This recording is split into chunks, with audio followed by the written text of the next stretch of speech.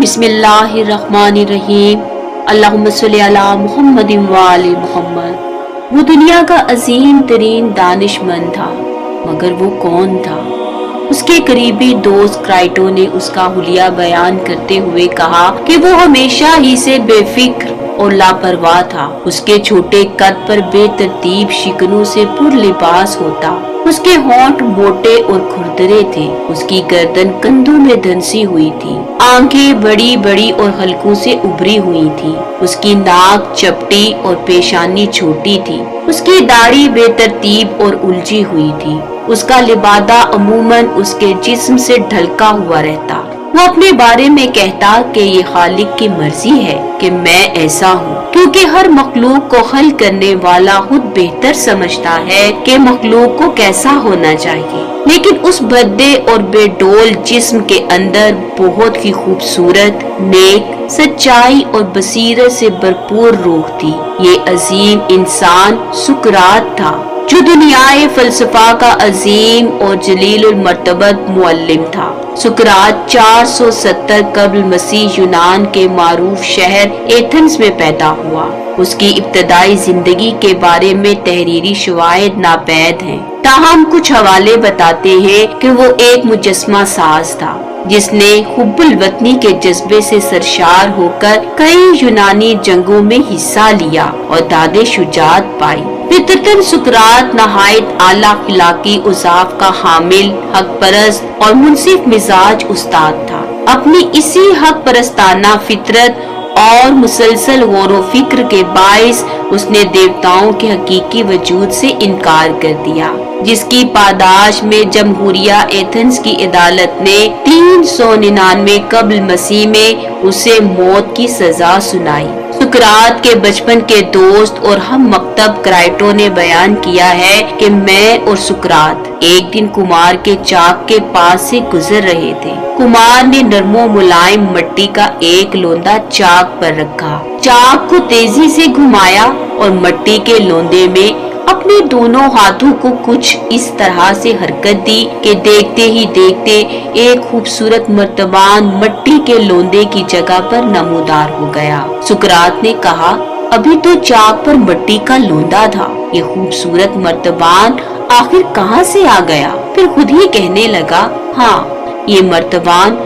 कुमार के जहन में था और फिर हाथों के हुनर से मुंतकिल होकर इस चाक पर आ गया। सुकरात ने नतीजा अहस किया कि कोई भी मादी चीज जैसे मकान, कुर्सी या कोई मुजस्मा या तस्वीर पहले इंसान के जहन में आती है, फिर इंसान अपने जहन के इस नक्शे को मादी शक्ल में ढालता है। ये एक जबरदस्त और गैर मामूली दरियाफ्त थी। सुकरात ने हुनर, फन और तख्लीक के बारे में जान लिया था। सुकरात ख्याल करता था कि ये इल्हामी निशान खुदा की जानिब से ही उसकी रहनुमाई करता है, क्योंकि खुदा ही को तमाम चीजों का इल्म है। लोग कहते थे उन्होंने अपनी जिंदगी में इतना नेक, शरीफ, तहम्मुल मिजाज और आलिम शख्स नहीं देखा। उसने कभी किसी इंसान को तकलीफ नहीं पहुंचाई। वो अपने दोस्तों के साथ मेहरबान और मुआशरे को एक ऐसा इदारा करार देता था जिसमें तमाम अफराद एक दूसरे को खुशी फराहम करे। उसकी कुव्वते इरादी भी बहुत ताकतवर थी। वो अपने मुखालिफिन को भी इज्जत की निगाह से देखता था। अगरचे सुकरात के दौर का मुआशरा इंतशार और बदनज़मी का शिकार था, लेकिन ऐसे हालात में सुकरात की इखलाकी खूबियों की बदौलत उसकी हर जगह इज्जत की जाती थी। वो इंतहाई खुदादाद जहानत का मालिक था। वो जहालत को बुराई करार देता था।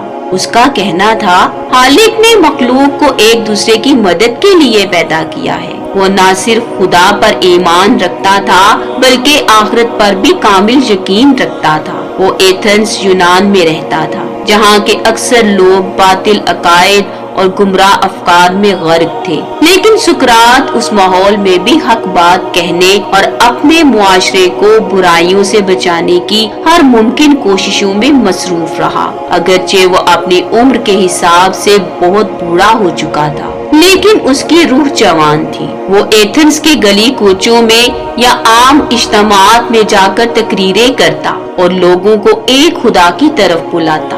اس کے مستحکم دلائل اور منطقی باتوں نے ایتھنز کے جوانوں پر اثر کرنا شروع کر دیا تھا اور نوجوان سقراط کے سمت دوڑتے چلے آتے، لیکن اسی شہر میں بہت سے ایسے لوگ بھی تھے جو سقراط کی باتوں کو بے دینی اور گمراہی کا باعث سمجھتے اور ان باتوں کو ملکی قوانین کی خلاف ورزی اور بغاوت قرار دیتے تھے۔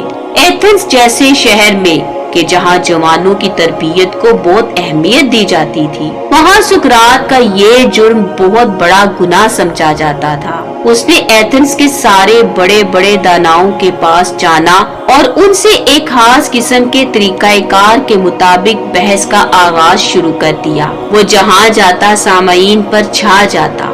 اس عمل سے ایتھنز کے نام نہاد دانا بھڑک اٹھے۔ انہوں نے سقراط کے خلاف ماحول بنانا شروع کر دیا۔ کرتے کرتے وہ اس کے خلاف 3 بڑے الزام اٹھانے میں کامیاب ہو گئے۔ پہلا الزام یہ تھا کہ سقراط ہمارے نوجوانوں کو گمراہ کر رہا ہے۔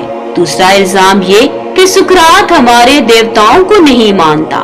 آخری الزام یہ تھا کہ یہ ایک الگ خدا کا تصور پیش کرتا ہے جسے کسی نے نہیں دیکھا۔ بالآخر سقراط کے خلاف مقدمہ قائم کر لیا گیا اور اسے گرفتار کر کے شہر کی سب سے بڑی عدالت میں پیش کر دیا گیا۔ سقراط کا مقدمہ سننے اور فیصلہ کرنے کے لیے 501 ججز پر مشتمل ایک جیوری تشکیل دی گئی۔ سقراط جب اپنا موقف بیان کر چکا تو جیوری نے مقدمے کا فیصلہ رائے شماری سے کیا۔ سقراط کے حق میں 222 جبکہ 281 ارکان نے سقراط کے لیے سزائے موت تجویز کی۔ سقراط کو زہر کا بھرا ہوا پیالہ پیش کیا گیا۔ سقراط نے اطمینان سے وہ پیالہ لیا۔ اس کے چہرے پر کسی طرح کی پریشانی اور اضطراب نہیں تھا، جیسا کہ اس سے پہلے بھی کسی نے نہیں دیکھا تھا۔ سقراط کے دوست جنہوں نے ابھی تک اپنے آپ کو رونے سے روکا ہوا تھا، وہ سقراط کو زہر پیتا دیکھ کر مزید تاب نہ لا سکے اور پھوٹ پھوٹ کر رونے لگے۔ بعض دوستوں سے یہ منظر نہ دیکھا گیا تو وہ قید خانے سے باہر چلے گئے اور بعض وہیں اپنے دامن سے منہ چھپا کر زاروں کتار گریا کرنے لگے۔ سقراط نے نہایت سکون سے زہر کا پیالہ ختم کیا اور اپنے بستر پر لیٹ گیا۔ ذرا دیر گزری کہ سقراط کے ہونٹوں پر ایک مسکراہٹ ابھری۔ اس نے آخری ہچکی لی اور نہایت باوقار انداز کے ساتھ اس دنیا سے چلا گیا۔ اللہم صلی علی محمد و آل محمد۔